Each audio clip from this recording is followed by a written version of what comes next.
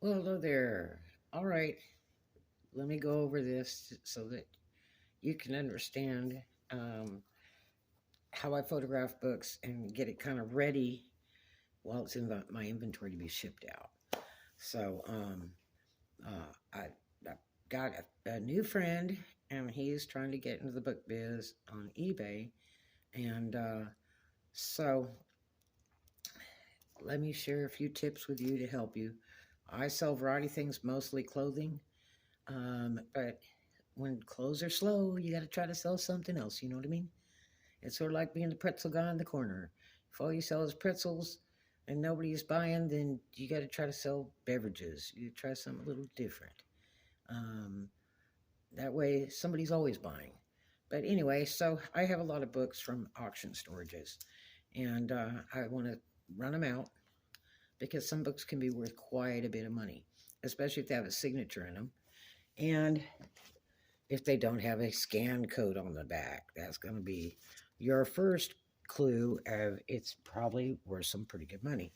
Um, some are prints by people personally, they have them printed up. You know, a family member might think that a relative writes good poems and they want to go have a bunch of books printed for them and then sell them on Amazon or eBay or something.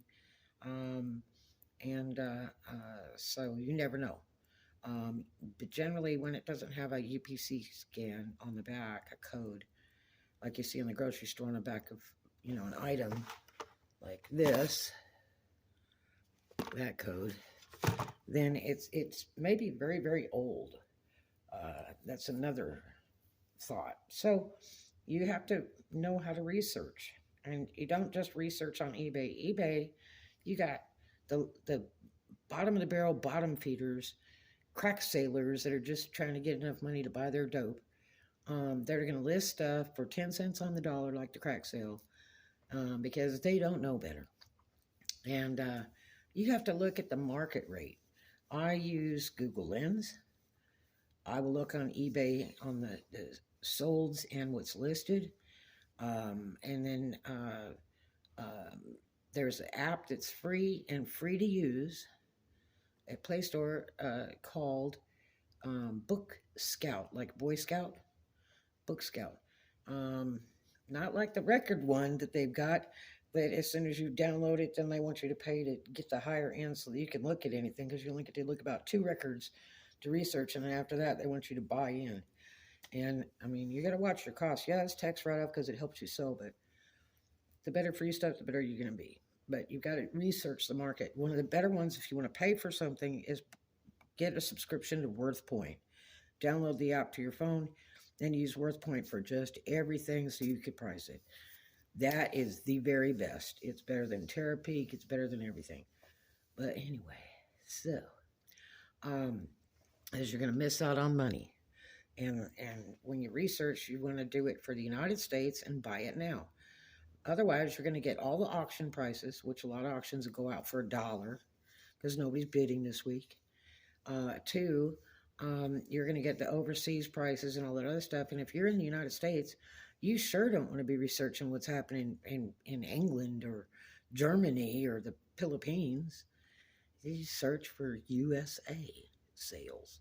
But anyway, so I'm going to show you how to photograph a book, which is much like anything else I photograph, like clothes or shoes or ornaments, whatever.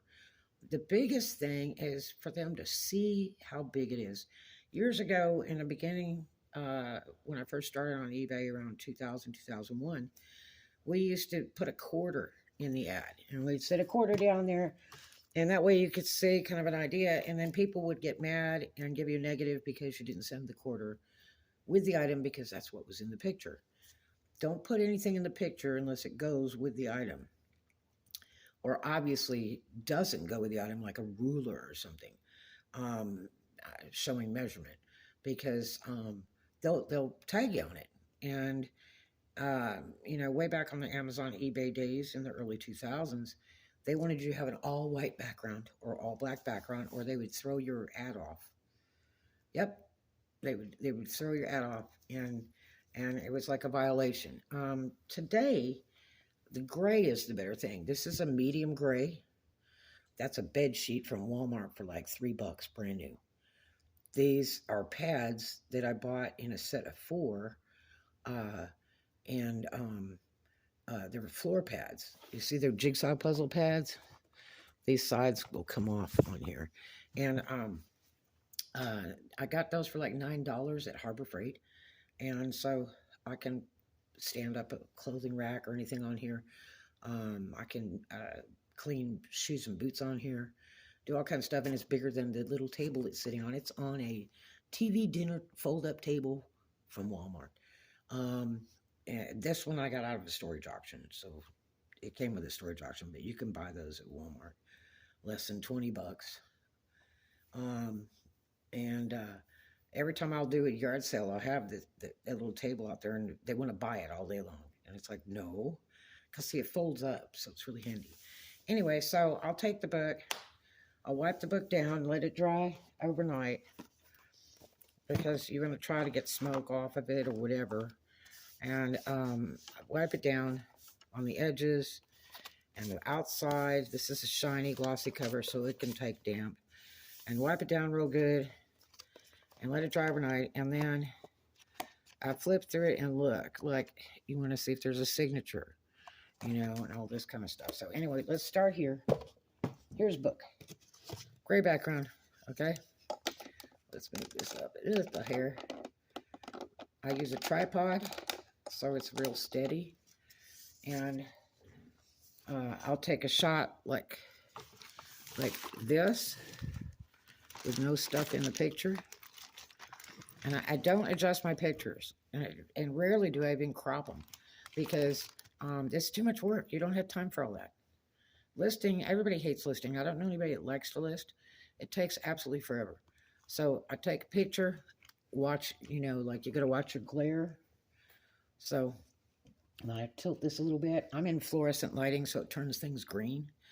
But the nice thing is the gray makes the color exactly how you're looking at it is going to come out on the screen of your phone.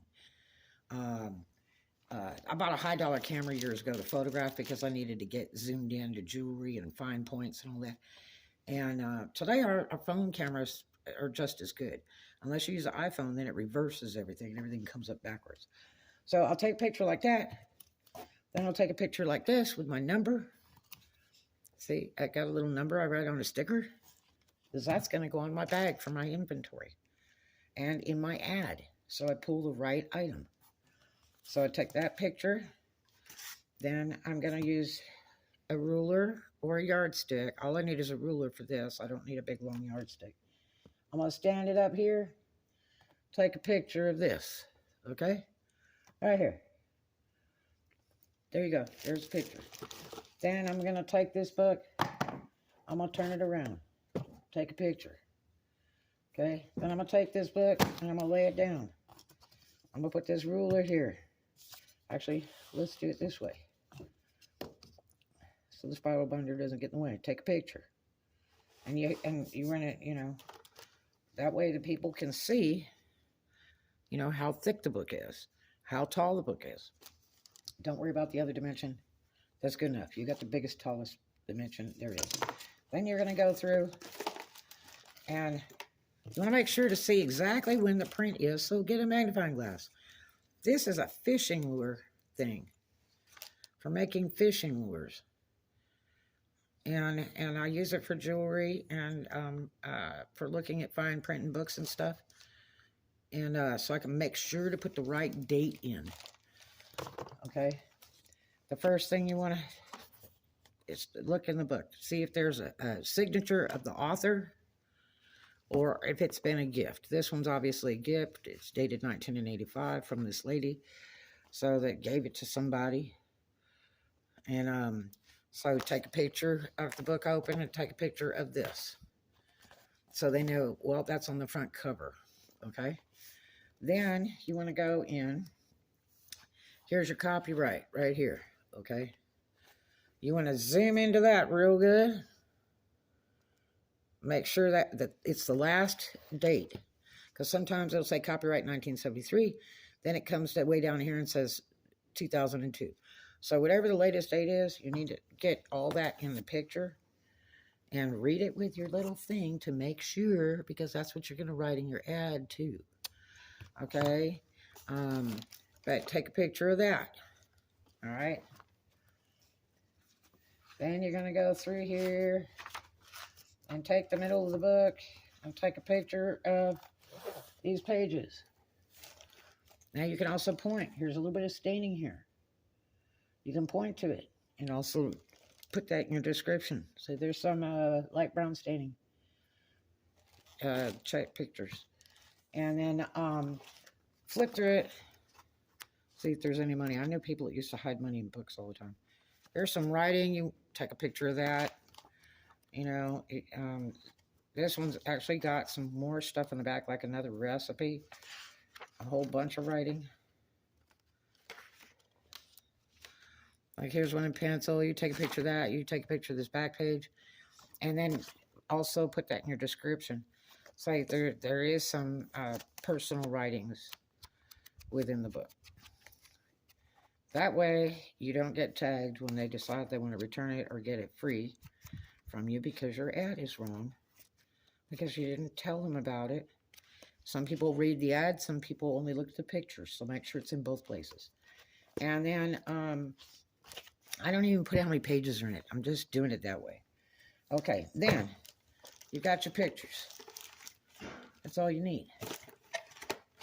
If the books smell bad, you can take baking soda and put it in a big Tupperware container and lay the books in it. For a couple days or a week, and it'll draw the smoke smell out or any bad smells out, and then take it out and wipe it off and list it. But that's real good for taking bad smells out, especially books that have been in storage that have that old boat smell, because people can complain. With eBay, they can get their money back if it smells like smoke or cigars or pets or pet hairs or whatever. So you want to make sure it's pretty decent. I will usually take a small piece of dryer sheet that's linen smell and put before the last page in the book, like right there, and close it. Bam. I take the book.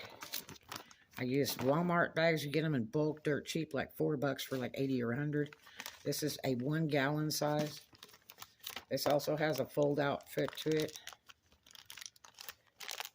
so it can go wide. I put the book in there.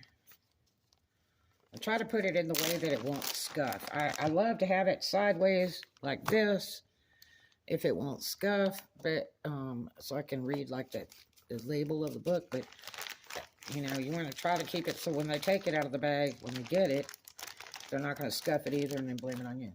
Seal the bag up, that way it doesn't get rained on in storage or whatever, or get funny smells if you have animals or whatever, or you smoke. And then I stick my sticker right there. Okay? And then it goes, I file it in my inventory. That's what I do. Now, when you go to ship, if you have like an order of like 3 books and you're combining shipping, which I do not do. I will ship everything separate before I ever do that. But there are some people who like to do the combined shipping discount thing. To me, it's a total waste.